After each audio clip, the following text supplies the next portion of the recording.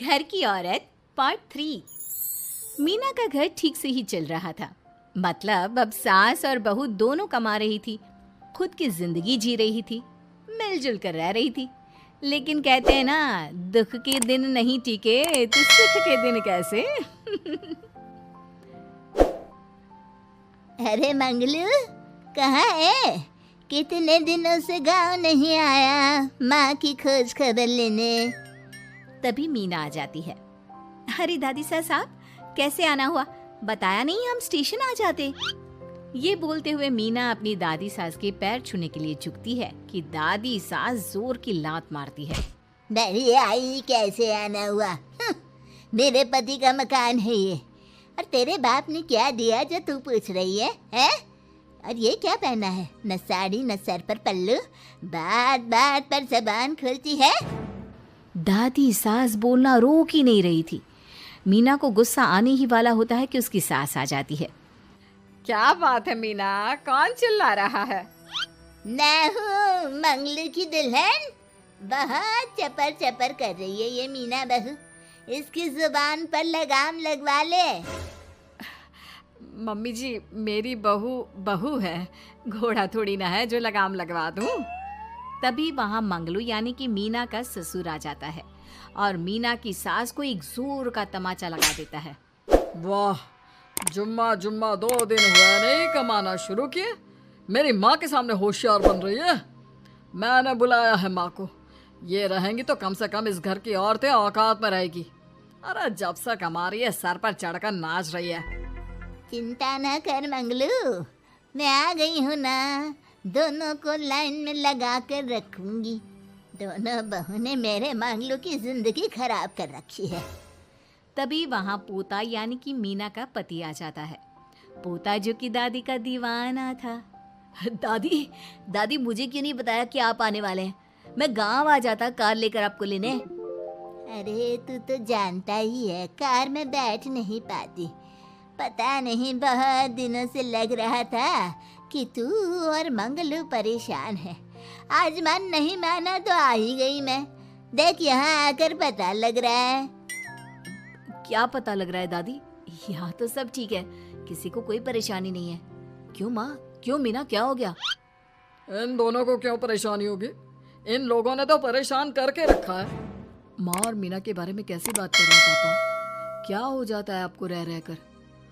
तू तो खाना बना बना कर बेशर्म हो गया है, लेकिन मैं नहीं। मेरी माँ आ गई है अब इस घर में।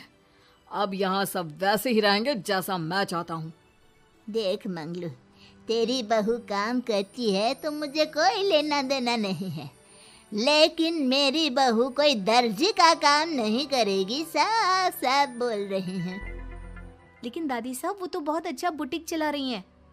बहुत अच्छा चला रही है, लेकिन हम लोगों ने अपने घर की बहू से ना काम नहीं करवाना। अरे इसके बाप को शादी के वक्त ही बोल दिया था। और इसके बाप जिन्होंने दहेज में एक साइकिल दी थी ना, कैसे हाथ जोड़कर कह रहा था, मेरी बेटी आपके घर आ गई, इससे सौभाग्य कुछ नहीं। अब देखो इसकी बेटी, बहू आ जाने के बाद सर पर चढ़ रही है मेरे मंगलू के। मीना जो कि सास की बुराई सुनकर परेशान हो जाती है। दादी सा, छोटा मुंह बड़ी बात। लेकिन क्या पिताजी ने आपको बताया नहीं? सासू माँ ने अपने पैसे से ससुर जी के जन्मदिन में कार दी थी। ससुर जी इतने साल से स्कूटर से जाते थे, अब कार से जाते हैं। क्यों ससुर जी, बताया नहीं आपने? क्यों रे मंगलू, कार ले ली तूने? मुझे तो तू पैसे भी नहीं भेज रहा। 2 महीने से कैसे कैसे दिन काट रही थी और तू यहाँ कार से घूम रहा है। आप भी सासू माँ को अपने बैंक अकाउंट की डिटेल दे दीजिए दादी साहब, वो डाल दिया करेंगी पैसे आपके अकाउंट में। क्यों सासू माँ? मंगलू यानी कि मीना का ससुर, जिसने अपनी माँ को गांव से सिर्फ अपनी बीवी को लगाम लगाने के लिए बुलाया था, ये सब देखकर जोर से चिल्लाता है। मीना बहू, चलो दादी सास आई है, ये नहीं कि खाने पीने का इंतजाम करे। अरे माँ, तू भी किन लोगों की बात में आ रही है? चल मेरे साथ मेरे कमरे में चल। ससुर अपनी माँ को लेकर कमरे में चला जाता है और दोनों बैठकर वैसे ही पंचायत शुरू कर देते हैं जैसे कोई बहू अपनी माँ से सास की बुराई कर रही हो। देख मंगलू, गलती तो तेरी ही है जो तूने घर की जनानियों को काम के लिए बाहर निकाला। दूसरे तेरे पापा को देखा था, कभी मुझसे फालतू बोलते। अरे मरते दम तक तेरा बाप मेरी मुट्ठी में रहा है, यही सिखाया था मैंने तुझे। क्या बोलूं माँ, जब से ये मीना बहू घर आई है ना, इसने घर का सारा इतिहास भूगोल बदल कर रख दिया है। उस तितली से तो मैं बाद में निपटूंगी, पहले तेरी वाली को तो ठीक कर दूं। अरे बहू क्या आ गई, खुद को टाटा अंबानी समझने लगी है। माँ देख, जो भी हो, इस बात को याद रखना कि हमारे घर की परंपरा क्या है। औरतों का औकात में रहना जरूरी है। अरे बहू के साथ मिलकर माँ ये बहुत उड़ती रहती है। बेटा देख, गलती तो तेरी भी है, क्यों तूने इसे काम करने की छूट दी। मारना भी कम कर दिया है तूने इसे, वरना पहले आती थी तो बहू का कोई ना कोई हिस्सा सूजा हुआ या काला ही दिखता था। देखकर तसल्ली मिलती थी कि तूने कंट्रोल कर रखा है। इस बार तो काला और सूजा छोड़, अच्छी खासी चमकती दिख रही है ये। अब क्या बताऊं माँ, गलती तो हो गई है।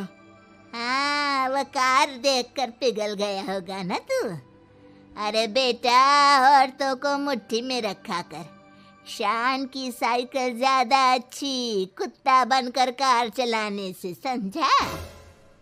मीना का ससुर अपनी माँ की बात को सुन रहा था। बस माँ, जो गलती हो गई मिट्टी डाल उस पर। अब बस तू ना घर पहले जैसा करके जाना। ये सब ना बहू का किया धरा है, समझी। मतलब बहू को ठीक करना है तो बहू की बहू को लगाम लगाना होगा, ठीक है। दोनों माँ बेटा बातें करके सो जाते हैं। सोने के बाद अगली सुबह मंगलू की बीवी यानी कि मीना की सास, माँ जी उठिए, ये लीजिए गर्म पानी और ये दादुन। चलिए तो याद रहा तुझे, वरना मैंने तो सोचा था कि बहू के चक्कर में पागल ही हो गई होगी बिल्कुल। अरे बहू के चक्कर में पागल होने का क्या मतलब होता है माँ जी। उसने मुझे मेरे पैरों पर खड़ा होना सिखाया है। मैं तो कहती हूँ उसके जैसी मेरी बेटी होती ना तो शायद मैं बहुत पहले जीवन का मतलब समझ चुकी होती। तो दादी सास को समझ में आ जाता है कि सारा मामला मीना पर जाकर ही ठीक होगा। वो सोच लेती है कि अपनी बहू को छोड़कर पहले मीना को सही करना है। फिर अगले रोज, अरे मेरे पोते के पास तो मेरे पास बैठने का वक्त भी नहीं है, हैं? अरे कैसी बात करती है दादी, तेरे लिए तो मैं नौकरी भी छोड़ दूं। नौकरी नहीं, तू ना बीवी छोड़ दे, खुश हो जाऊंगी मैं।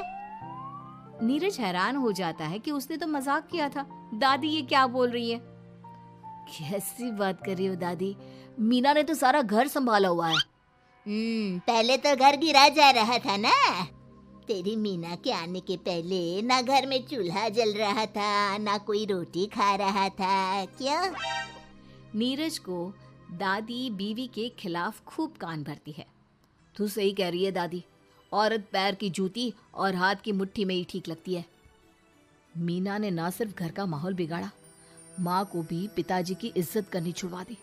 अब ठीक बोल रहे हो, घर को बिगाड़ने की मेन जिम्मेदार तो मीना ही है दादी। अभी उसे ठीक किए देता हूँ। तभी वहाँ पिता भी आ जाता है। देख बेटा, तो रोटी कम खाना मंजूर, लेकिन इन औरतों के आगे झुकना मंजूर नहीं। तेरी दादी ने घर की परंपरा बनाकर रखी, मजाल कि मेरा बाप मेरी माँ के सामने कुछ कह लेता। पर पापा एक बात पूछनी थी। रहने बेटा, तू ना कंफ्यूज है जीवन में, तू ना कंट्रोल कर पाएगा अपनी जनाने को। मंगलू, मेरी तो टिकट ही करा दे गाँव की। तुम लोगों के घर तो मर्दों की कोई इज्जत ही ना है, और ये मेरे घर की परंपरा ना है, मैं चली। अरे ना ना दादी, मैं तो बस देख अब मैं कैसे कंट्रोल करता हूँ इसे कल। फिर अगले रोज मीना ऑफिस के लिए तैयार हो रही थी कि देख मीना, आज मेरे दफ्तर से कुछ लोग खाने के लिए आ रहे हैं, तो शाम के खाने में। लेकिन आज तो मेरी मीटिंग है, फिर घर आने में मुझे देर हो जाएगी। तो मैं क्या करूं? बोला ना शाम को खाना बनाना है तो बनाना है, समझी। मीना को पति की बात अजीब लगती है, पर वो दादी सास के सामने कोई भी ड्रामा क्रिएट करना नहीं चाहती थी। ठीक है, मैं शाम को जल्दी आ जाऊंगी। अच्छा क्या खाना है प्लीज जल्दी से बता दीजिए। पर बेटा तू तो बहू सास को चुप रहने का इशारा करती है, लेकिन पोते को तो लड़ना था। वो मीना पर जोर से चिल्लाता है, मीना देख, ज्यादा हीरोइन मत बन। आज ऑफिस जा रही है तो जा, लेकिन सुन, तुरंत रिजाइन देकर घर आ जाना।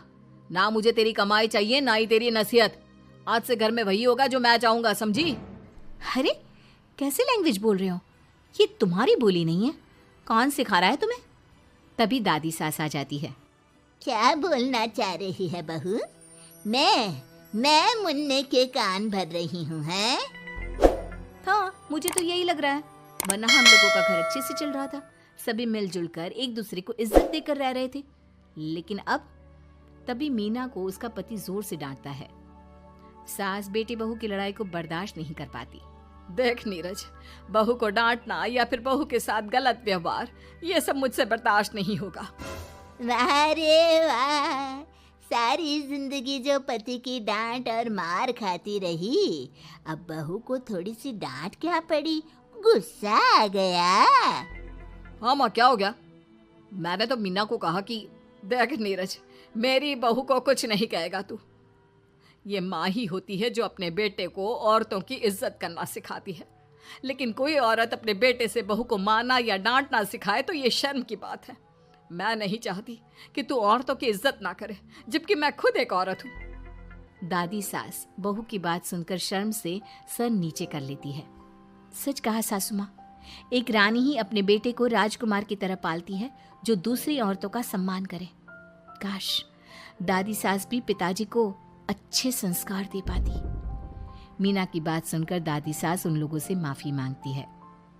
मैं समझ गई बहू, औरतों की बेइज्जती करने को घर की परंपरा समझती थी, झूठी शान समझती थी।